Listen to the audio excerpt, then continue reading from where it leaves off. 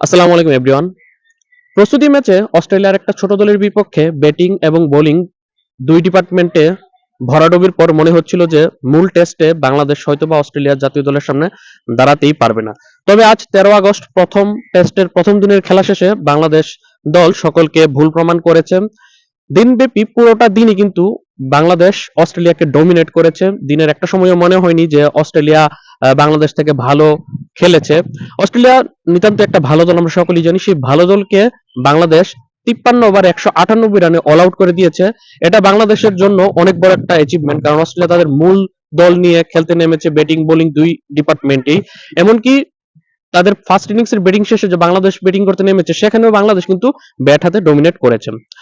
আজকে বাংলাদেশের একাদশে নাহিদ রানা, শরীফুল নেই, এরকমটা একদমই মনে হয়নি, কারণ বল হাতে হাসান মাহমুদের ঝলক এবং ব্যাট হাতে বাংলাদেশের টপ অর্ডার ব্যাটসম্যানদের যেই দৃঢ়তা দেখেছি আমরা, এবং ব্যাট হাতে যেই আহ, কৌশলী ব্যাটিং দেখেছি সেটা কিন্তু অবশ্যই প্রশংসার দাবিদার। টস জিতে আগে অস্ট্রেলিয়া ব্যাট করার সিদ্ধান্ত নেয়, সেখানে তারা নির্ধারিত 10 উইকেট হারিয়ে 53 ওভারে তারা 198 রান করে অল আউট হয়ে যায়। বাংলাদেশের জন্য এটা অনেক বড় একটা স্বপ্ন। টেস্টে কখনোই বাংলাদেশ অস্ট্রেলিয়ার মাটিতে তাদেরকে এভাবে পরাস্ত করতে পারবে, 200 রানের কমে অল আউট করতে পারবে, সেটা কিন্তু কখনোই আমরা ভাবিনি, তাও আবার প্রস্তুতি ম্যাচের ভরাডুবির পর। 10 উইকেটের সবগুলো উইকেটই নিয়েছিল আমাদের পেসাররা। পেস ডমিনেশন আমরা দেখেছি।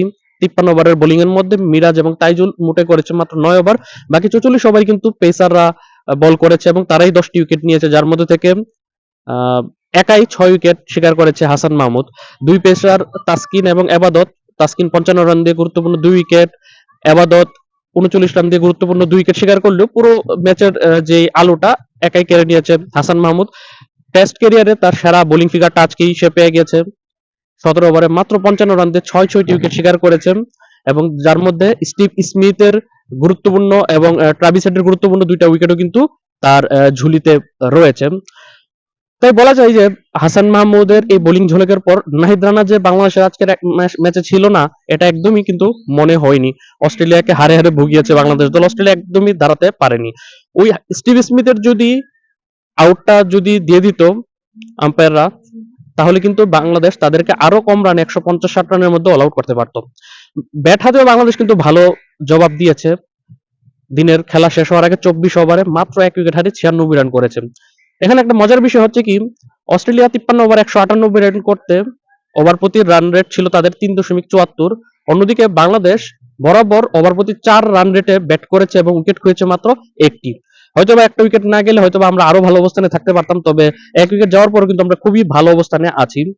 ওপেন করতে নেমেছিল তানজিদ তামিম এবং সাদমান। সাদমান 30 বলে 20 রান করে আউট হয়ে যাওয়ার পর তানজিদ তামিম এবং মমিনুল হকের কিন্তু একটা ভালো পার্টনারশিপ হয়েছে, যেখানে তানজিদ তামিম 67 বলে 32 রান করে অপরাজিত আছে এবং মমিনুল হক 49 বলে 35 রান করে অপরাজিত আছে।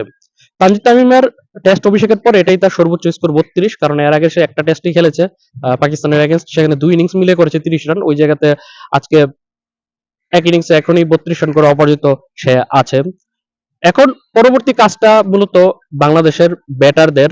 আগামীকাল দ্বিতীয় দিনের খেলায় ডারউইনে মাঠে নামবে দুই দল, যেখানে বাংলাদেশ ব্যাটিং ডিপার্টমেন্টের লক্ষ্য থাকা উচিত আগামীকালকের পুরোটা দিন বাংলাদেশ ব্যাটিং করা এবং ন্যূনতম পক্ষে 250 থেকে 300 রান মিনিমাম জড়ো করা এবং অল আউট না হওয়া। এবং বাংলাদেশের জন্য যেহেতু এখনো 4 দিনের খেলা বাকি রয়েছে, তাই বাংলাদেশের উচিত হবে দ্বিতীয় দিনের পুরোটা ব্যাটিং করা এবং ভালো একটা স্কোর দাঁড় করানো। অবশ্যই রান তো লিড, ফার্স্ট সেশনের পরে বাংলাদেশ হয়তোবা লিডে বা সেকেন্ড সেশনের পরে বাংলাদেশ লিডে চলে যাবে। তারপর থার্ড সেশনে বাংলাদেশের কাজটা হবে রানের চাকাটা দ্রুত ঘোরানো। পাশাপাশি আমার চাওয়া থাকবে দ্বিতীয় দিনের খেলা শেষে, এমনকি বাংলাদেশ দলেরও চাওয়া থাকবে দ্বিতীয় দিনের খেলা তো তারা পুরোদিন ব্যাটিং করবে, তৃতীয় দিনও কমপক্ষে যাতে বাংলাদেশ ফার্স্ট সেশন ব্যাটিং করতে পারে সেটা অবশ্যই তাদের লক্ষ্য থাকবে। এতে করে কিন্তু যদি আমরা ফার্স্ট ইনিংসে যদি 400 রান জড়ো করতে পারি, মিনিমাম 350 এবং ম্যাক্সিমাম যত করতে পারে 400 রান যদি আমরা জড়ো করতে পারি, তাহলে কিন্তু আমরা 200 রানের একটা লিডে থাকবো। সেক্ষেত্রে আমাদের কিন্তু এই টেস্টে জয়ের একটা সম্ভাবনা কিন্তু তখন তৈরি হবে। আমি মনে করি যে বাংলাদেশ টিম ওইভাবেই তারা প্ল্যানিং করছে, অবশ্যই তারা জয়ের লক্ষ্যেই যাবে। সবশেষ বাংলাদেশ অস্ট্রেলিয়া মুখোমুখি হয়েছিল 2017 সালে ঘরের মাঠে বাংলাদেশে, যেখানে মিরপুর টেস্টে বাংলাদেশ জিতেছিল, চট্টগ্রাম টেস্টে হেরেছিল, 1-1 ড্র হয়েছিল। এখন মিরপুর টেস্টে যে জয়টা বাংলাদেশ পেয়েছিল সেটা 9 বছর পর আরো একটা জয় আনতে পারে কিনা দেখার বিষয়। আর অস্ট্রেলিয়ার মাটিতে তো বাংলাদেশ 23 বছর পর টেস্ট খেলতে গিয়েছে এবং অস্ট্রেলিয়ার মাটিতে কখনো টেস্ট জিতেনি এবং একদমই সার্ভাইভ করতে পারেনি। দুইটা টেস্ট খেলেছিল 2003 সালে, দুইটাতে ইনিংস ব্যবধানে হেরেছিল। তাই বাংলাদেশের এখন প্রথম কাজটা হবে আহ, পরাজয়টাকে দূরীভূত করা, তারপর কমপক্ষে ড্র এবং সম্ভব হলে জয় নিশ্চিত করা। আপনাদের কাছে কি মনে হয় আজকের এই প্রথম দিন যে অস্ট্রেলিয়াকে বাংলাদেশ পরাস্ত করেছে, এটাকে আপনি কিভাবে দেখছেন এবং বাংলাদেশের বোলিং এবং ব্যাটিংকে আপনি কিভাবে বিশ্লেষণ করবেন অবশ্যই কমেন্টে জানাবেন। আল্লাহ হাফেজ।